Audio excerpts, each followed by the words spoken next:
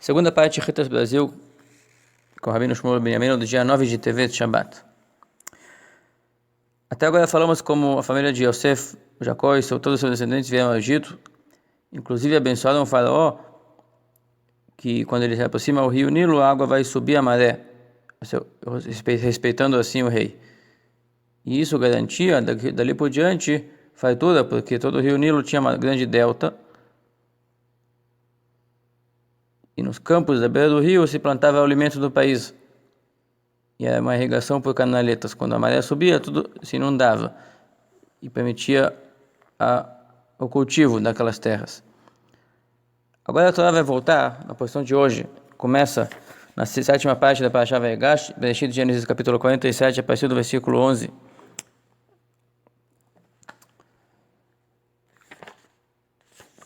Então, Yosef instalou seu pai e seus irmãos na terra do Egito, na terra de Ramsés, terra de Goshen, por ordem de Faraó, e ele alimentou com o alimento que o rei tinha, da casa que o rei tinha poupado nos anos da fartura, que eram 7 anos de fartura, e com aquilo tinha cota para alimentar toda a família de Jacó. Agora volta a contar a situação dos anos da fome. Não tinha pão em toda a terra por muito tempo, não chovia, e o rio não subia a maré, e tinha grande fome. E a terra do Egito e de Canaã estava cansada de fome. E Yosef juntou, falamos já que na verdade somente Yosef conseguiu estocar de uma maneira que não estragasse os grãos dos anos da fartura. Os outros ricos que tentavam guardar, sabendo da profecia, do sonho de Faraó e da interpretação de Yosef, tudo que eles guardaram apodreceu. Acabou que só Yosef, em nome do rei Faraó, tinha lá os estoques do rei, cheio de grão, que podia alimentar todos os famintos.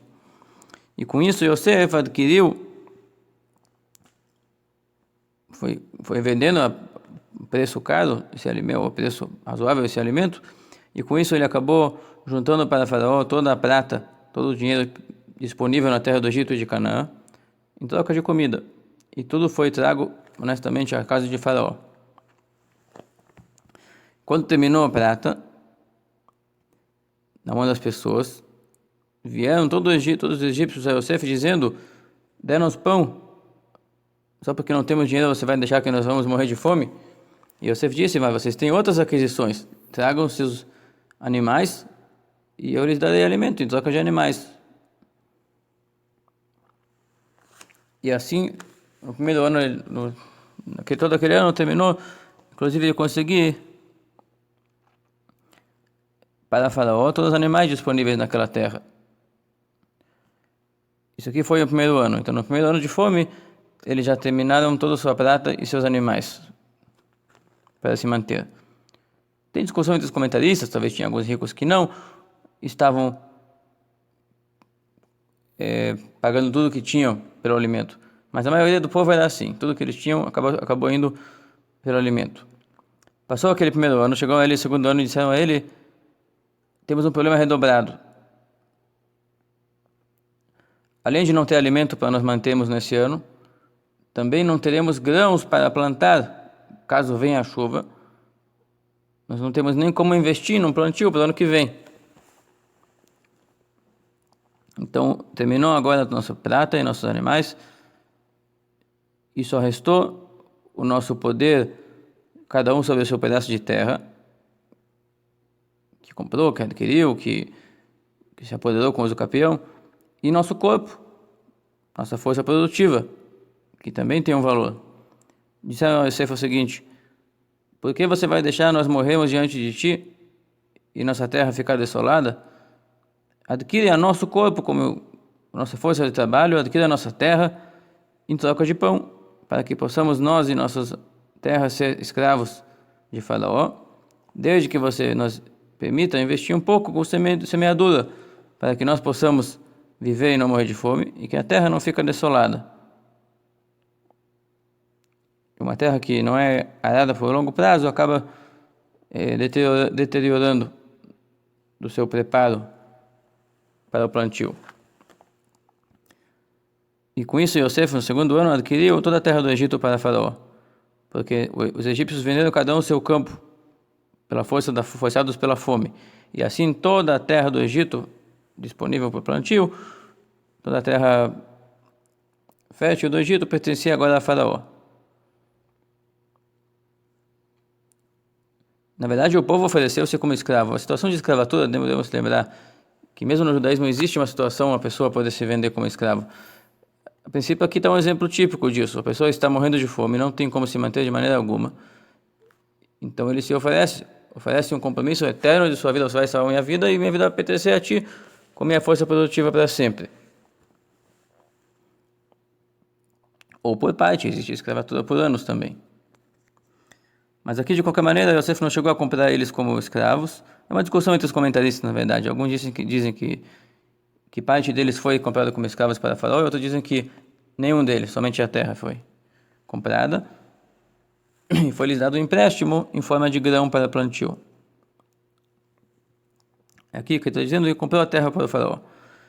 E com isso ele obrigou que ninguém arrendasse de volta o campo que era dele, para que não se sentisse que não mudou nada e que ele continua sendo o dono. Por isso ele desocupou as pessoas das cidades outras, de um lado do Egito até o outro. E o Urashi explica que com isso ele queria também que seus irmãos, filhos de Jacó, não sejam considerados forasteiros mais do que outros. Nesse caso ali, todo mundo se tornou forasteiro no novo lugar onde precisava habitar e arrendar. A Torá ainda descreve aqui somente os sacerdotes da idolatria do Egito tinham uma cota por lei egípcia de alimento a partir da casa do faraó. O faraó alimentava os sacerdotes e por isso eles não precisavam vender suas terras. Acaba que eles permaneciam com seus bens, com seus campos. É a única parte do Egito que não pertencia mais ao faraó.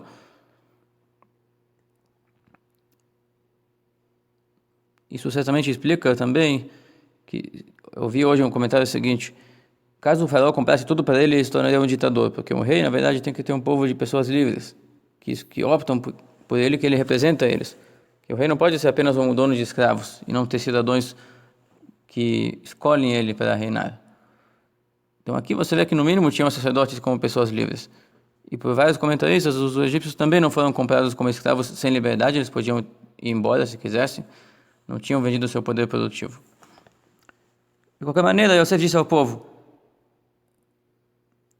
eis que hoje eu estou adquirindo a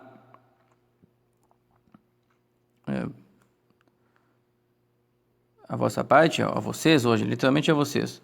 Adquiri vocês hoje sua terra para Faraó, eis para vocês grãos, para vocês semear o campo. E aquele era o segundo ano, quando Jacó estava chegando e o faraó ia chegar perto do rio e as águas iam subir para ele, já tinha para que plantar. Talvez eles não soubessem disso, mas de qualquer maneira não tinham como se manter até crescer uma nova safra. Mas o Yosef jogou certo sim em replantar tudo, e de fato, como voltou água para subir a partir da bênção de Jacó para Faraó, então tinha para que plantar, e cada vez que Faraó chegava para o rio, a maré subia e regava todos os campos, e com isso podia ter alimento para o outro ano. Só que desta vez pertencia ao Faraó tudo, quase tudo ao Faraó. Então, eis que comprei, diz Yosef, eis que comprei vocês hoje vossa terra para Faraó, eis grão, pode plantar e semear a terra. E como será a divisão de dívidas? Nas safras subsequentes, vocês deverão pagar 20% da safra para Faraó, e os outros 80% vocês se comprometem em replantar os campos de Faraó, e o resto vocês vão consumir para vocês, para seus filhos. E eles agradeceram, falaram: nós salvou da morte, Yosef. Tomara que conseguimos cumprir aquilo que você está desejando e propondo, e que possamos ser bons escravos, bons servos para Faraó, pagando-lhe esse imposto cada ano, 20% pelo arrendamento, e com investimento, na verdade, de uma só vez, de grãos para plantar essas terras todas. E você fixou essa regra sobre até uma regra eterna na terra do Egito, que tudo que era arrendado por Faraó era 1/5. o pagamento, 1/5 da safra pertencia ao dono do campo. E somente até o território dos sacerdotes da idolatria egípcia não pertencia ao faraó e não era sujeita a essa regra. Depois desse tempo, a família de Israel, Jacó, residiu na terra do Egito, na terra de Goshen, e frutificaram e multiplicaram muito. E lembrando que eles não precisavam da chuva tanto, um pouco sim, mas não tanto do rio, porque eles estavam pastoreando seus animais. Até aqui a porção do Chumash do Shabat, dia 9 de Tevet.